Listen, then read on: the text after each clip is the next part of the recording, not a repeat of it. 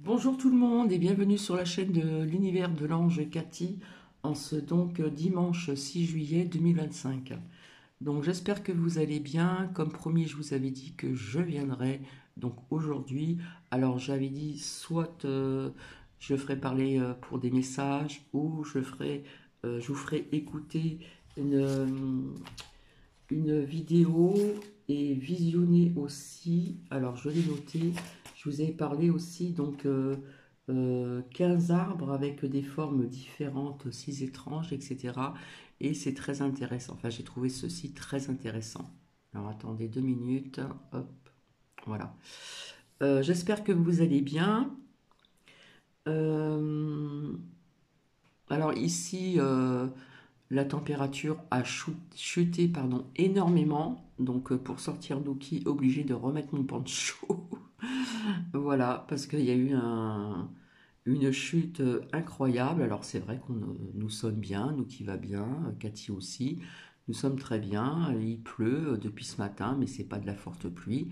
Et quelque part, avec cette chaleur qu'il a fait, bah, quelque part, ça fait du bien aussi pour la terre, la végétation, etc., etc., pour tout le monde. D'accord? Voilà. Donc j'espère que cela va vous intéresser. Je vous avais dit, soit c'était pour des messages ou soit vous faire visionner ceci. Alors, euh, comme il y a eu, comment dire, sur l'ordinateur, comment on appelle ça?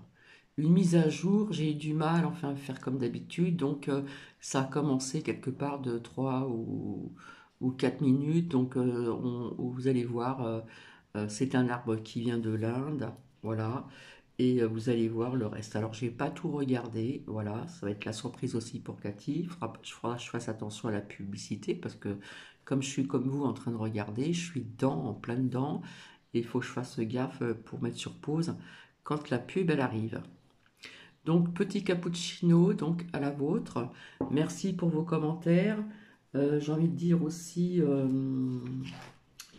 comment dire, je suis contente, comment dire, d'avoir lu en commentaire.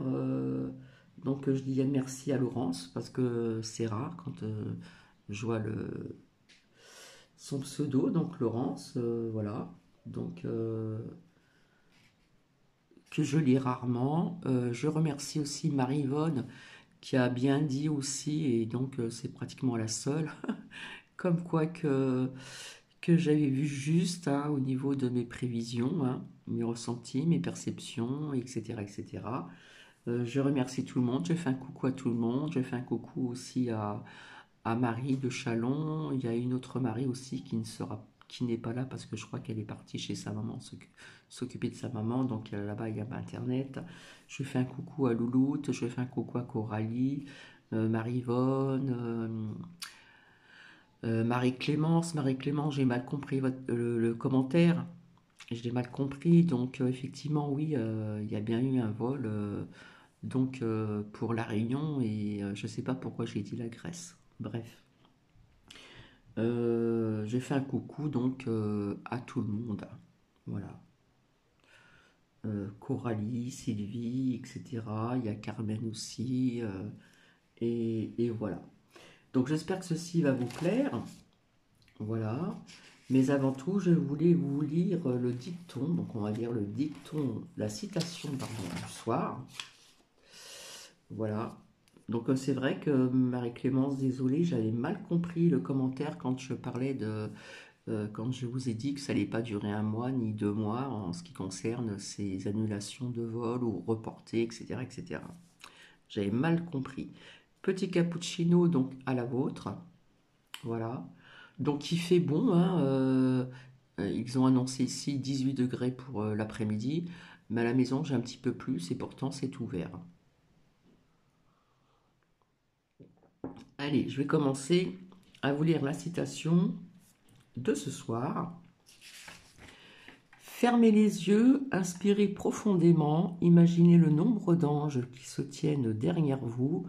Combien sont-ils?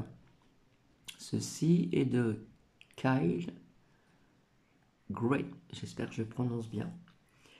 Donc, je ne sais pas si je l'ai dit, Marie-Yvonne, je crois que c'est la seule personne qui m'a mis en commentaire, d'ailleurs je l'ai épinglé, comme quoi que mes prédictions s'avéraient vraies, donc merci encore Marie-Yvonne, c'est très gentil.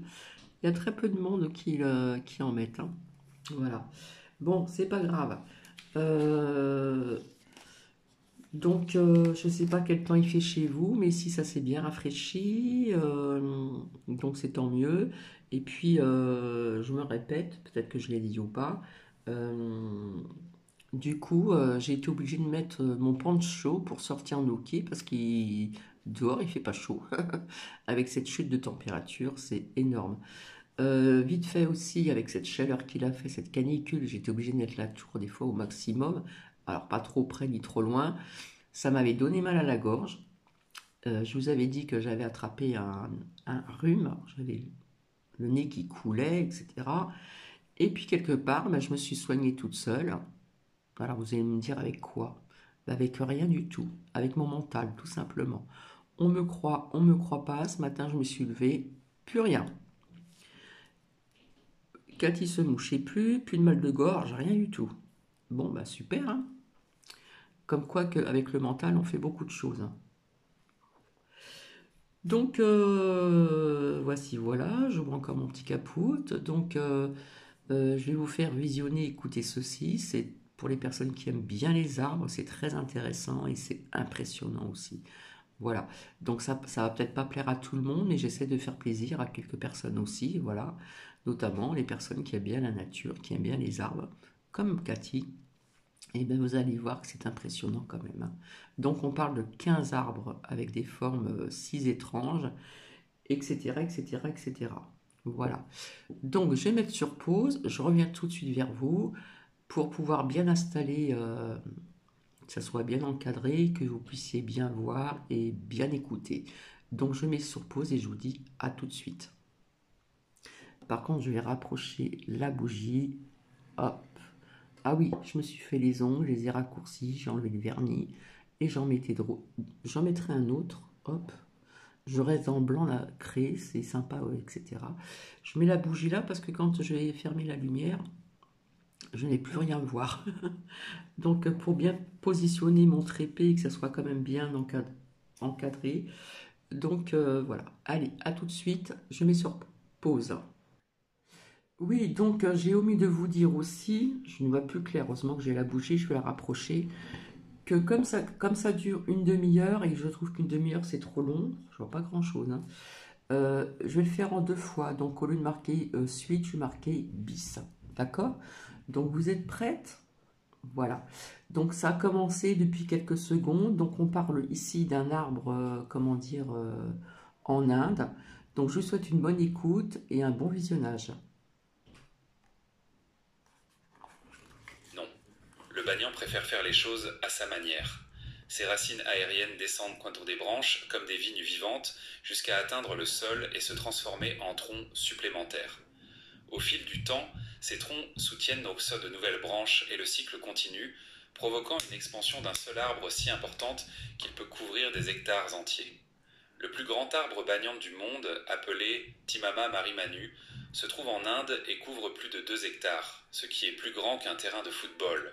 Un autre célèbre était le grand banyan de l'Indian Botanical Garden, qui continue de croître même sans son tronc d'origine, devenant un réseau vivant avec plus de 3600 troncs racinaires. Ces immenses systèmes racinaires s'entrelacent pour créer une canopée dense qui abrite une grande variété de faune. Mais le banyan n'est pas seulement une merveille en ce visuel. C'est aussi un symbole d'immortalité et de sagesse dans la culture indienne. Dans de nombreuses légendes, des sages méditaient sous son ombre, et il est dit que même Bouddha a atteint l'illumination sous un arbre de la famille Banyan. La croissance expansive de l'arbre et son apparente infinie en ont fait une métaphore de la vie éternelle et de la croissance spirituelle. Son ombre est un sanctuaire pour la contemplation et la paix. Écologiquement, le banyan joue un rôle crucial. Sa canopée dense offre un abri pour les oiseaux, les insectes et les petits mammifères. Ses figues sont une source de nourriture essentielle pour de nombreux animaux, des chauves-souris aux singes, aidant à soutenir des écosystèmes entiers. La capacité de l'arbre à développer plusieurs troncs et racines aériennes aide également à prévenir l'érosion des sols, stabilisant la terre qu'il habite. De plus, le modèle de croissance unique du banyan fascine les botanistes et les écologistes depuis des siècles. Il démontre une stratégie d'adaptation extraordinaire, lui permettant de se propager latéralement plutôt que juste verticalement, en compétition avec d'autres plantes pour la lumière et l'espace. Cette croissance expansive peut parfois submerger d'autres végétations, transformant la zone en un refuge frais et ombragé. L'arbre a également inspiré des architectes et des artistes. Le réseau tentaculaire de troncs et de racines a été comparé à des cathédrales naturelles, avec leurs piliers et arches formés par des racines descendant et s'entrelaçant. Sa grandeur et sa complexité nous rappellent que la nature construit souvent sur des principes bien au-delà du design humain. Culturellement, le banyan est profondément ancré dans les rituels et les festivals. Il est souvent vénéré dans les zones rurales de l'Inde lors de cérémonies spéciales, croyant qu'il apporte chance, santé et protection contre les esprits malins. Ses feuilles et son écorce sont utilisées dans les médecines traditionnelles, tandis que sa présence dans les villages symbolise la force et la communauté. Pour les voyageurs et les amoureux de la nature, visiter un arbre banyan, c'est comme entrer dans un pays des merveilles naturelles, un monument vivant qui relie la terre, le ciel et la vie elle-même.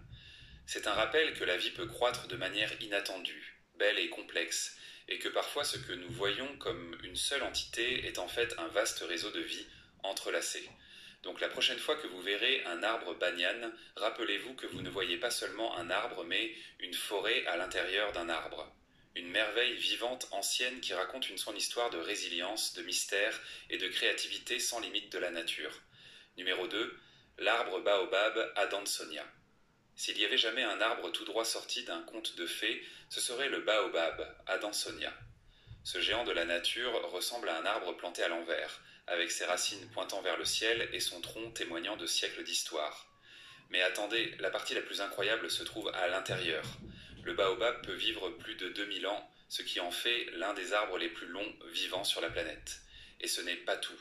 Son tronc est creux à l'intérieur, lui permettant de stocker jusqu'à 120 000 litres d'eau, le transformant en un véritable réservoir vivant au milieu des climats les plus secs d'Afrique, de Madagascar et d'Australie.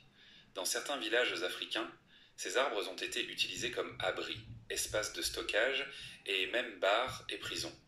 Imaginez simplement prendre un café à l'intérieur d'un arbre vieux de milliers d'années. Mais le baobab n'impressionne pas seulement par sa taille et sa longévité.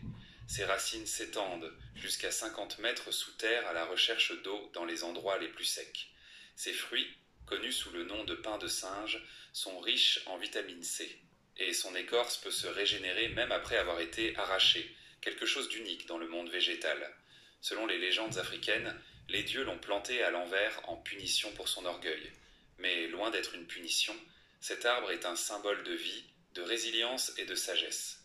Donc, la prochaine fois que vous verrez un baobab, rappelez-vous que ce n'est pas juste un arbre, c'est une capsule temporelle, un géant sage qui a vu des civilisations s'élever et s'effondrer.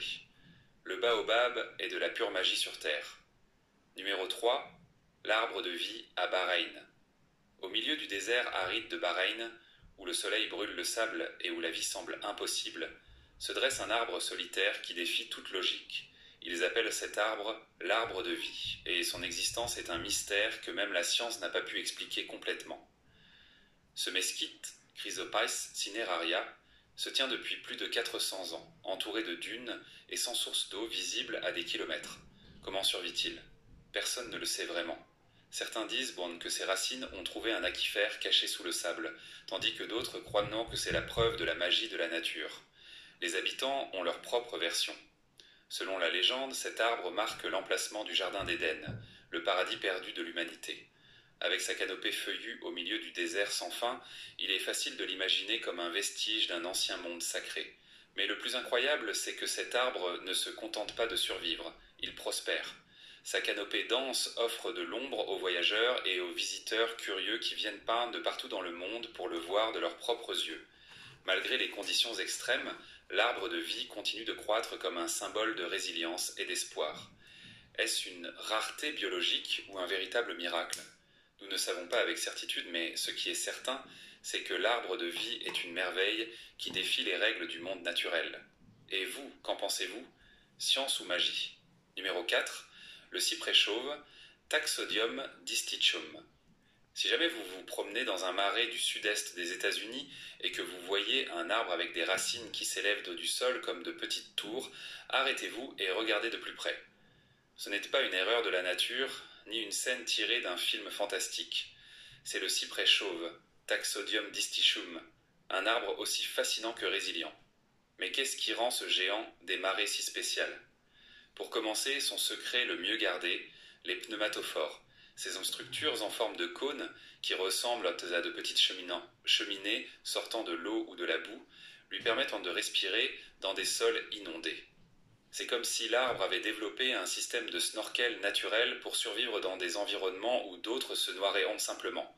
Le cyprès chauve peut atteindre jusqu'à 35 mètres de haut et vivre plus de 600 ans. Bien que certains spécimens aient dépassé les 2000 ans, son tronc épais et son écorce rougeâtre lui donnent un aspect majestueux, comme un gardien éternel des marais. Et voici la partie curieuse, malgré son nom, ce n'est pas un cyprès tel que nous l'imaginons habituellement, avec une forme conique pointue. Son surnom chauve vient du fait qu'il perd ses feuilles en automne, ce qui est inhabituel parmi les arbres de ce type. Pendant cette saison, ses feuilles passent d'un vert vibrant à des teintes dorées et cuivrées, créant un spectacle digne d'admiration. Mais cet arbre n'est pas seulement beau, il est aussi vital pour l'écosystème.